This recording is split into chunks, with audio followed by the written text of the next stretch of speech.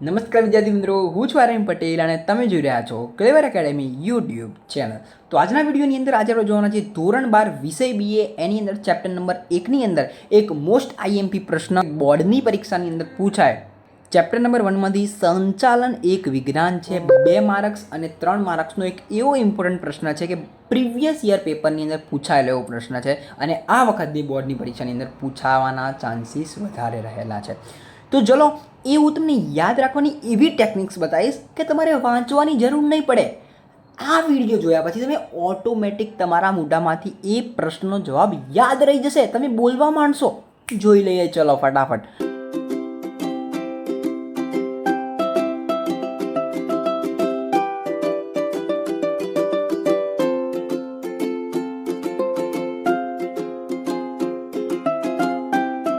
તો જોઈ લો, અહીંયા એ પ્રશ્નનો મેં અહીંયા ચાર્ટ બનાવેલો છે. સંચાલન એક વિજ્ઞાન છે સમજાવો, એનો એક આ ચાર્ટ છે, તમે અહીંયા જોઈ શકો છો.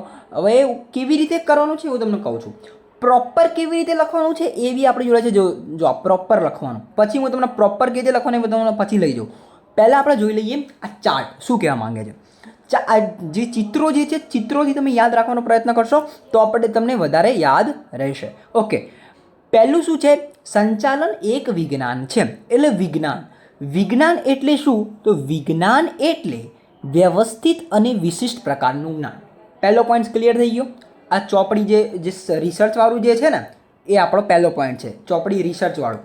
વિજ્ઞાન એટલે વ્યવસ્થિત અને વિશિષ્ટ પ્રકારનું જ્ઞાન. પછી એવું એ વિજ્ઞાન છે કે એમાં નિયમો અને સિદ્ધાંતો તારવી શકાતા હોય. વિજ્ઞાનની અંદર શું હોય? નિયમો હોય, સિદ્ધાંતો હોય. બરાબર, એ વિજ્ઞાન શું છે? નિયમો અને સિદ્ધાંતો તારવી શકાતા હોય. ત્રીજો પોઈન્ટ શું આવશે? તેમાં કાર્ય કારણનો સંબંધ સ્થાપી શકાતો હોય. બસ આ 3 વસ્તુ લખવાનું છે. પહેલું શું છે? વિજ્ઞાન શું છે? વિજ્ઞાન એ વ્યવસ્થિત અને વિશેષ પ્રકારનું જ્ઞાન છે, તેમાં નિયમો અને સિદ્ધાંતો તારવી શકાતા હોય.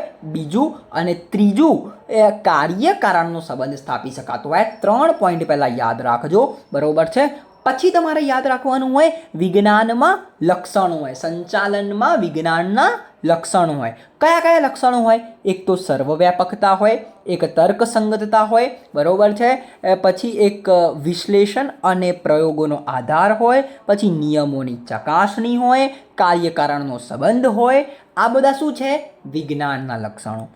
પછી આગવા સિદ્ધાંતોનો ઉપયોગ કરવા માટે માનવ, યંત્રો, મૂડી અને પદ્ધતિ ઉપર આપણે આધાર રાખવો પડે છે. અને છેલ્લે યાદ રાખવાના જ્યોર્જ ટોરીને. ડૉક્ટર જ્યોર્જ ટોરી શું જણાવે છે? કે એ જણાવે છે કે વિજ્ઞાન વ્યક્તિને જાણવાનું શીખવે છે. બરાબર, વિજ્ઞાન વ્યક્તિને જાણવાનું શીખવે છે. આખો એક ચાર્ટ ખબર પડી ગઈ. બરાબર, આ સમજી ગયા તમે?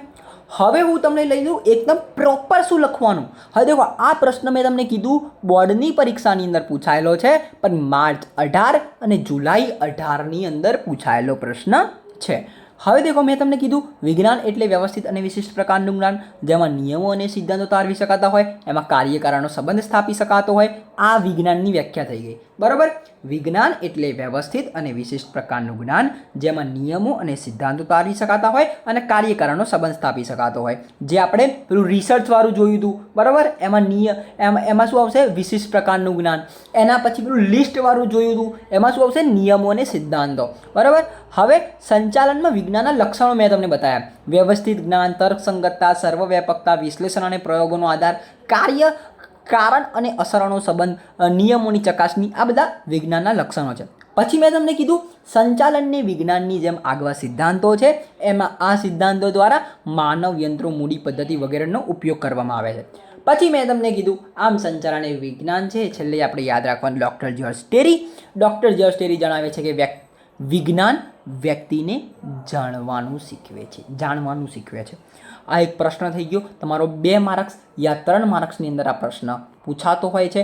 આગવી આપણી બોર્ડની પરીક્ષાની અંદર અત્યાર સુધી 2026ના પેપર આપણે રિસર્ચ કરીને 2 પેપરમાં પૂછાયો છે. એક માર્ચ 2018માં પૂછાયો હતો અને એક જુલાઈ 2018માં પૂછાયો છે. આ પ્રશ્ન મોસ્ટ આઈએમપી છે, તૈયાર કરી દેજો. આનો સ્ક્રીનશોટ લેવો હોય તો લઈ લેજો અને એક આ જે ચાર્ટ જે છે દિમાગની અંદર ઘુસાડી દેજો. આ ચાર્ટને જો આ દિમાગની અંદર ઘૂસી ગયો ચાર્ટ, તો તમને યાદ રાખવા માટે કોઈ જ રોકી શકશે નહીં. ઓકે, તો હવે મળીએ નેક્સ્ટ વિડીયોમાં. તમને આવા બીજા બધા વિડીયો જોતા હોય તો નીચે કોમેન્ટ્સમાં જરૂરથી જણાવજો, તો તમને યાદ રહી જશે ફટાફટ અને તમારે તૈયાર કરવાની જરૂર પડશે નહીં. મળીએ નેક્સ્ટ વિડીયોમાં. ત્યાં સુધી good bye, take care, all the best.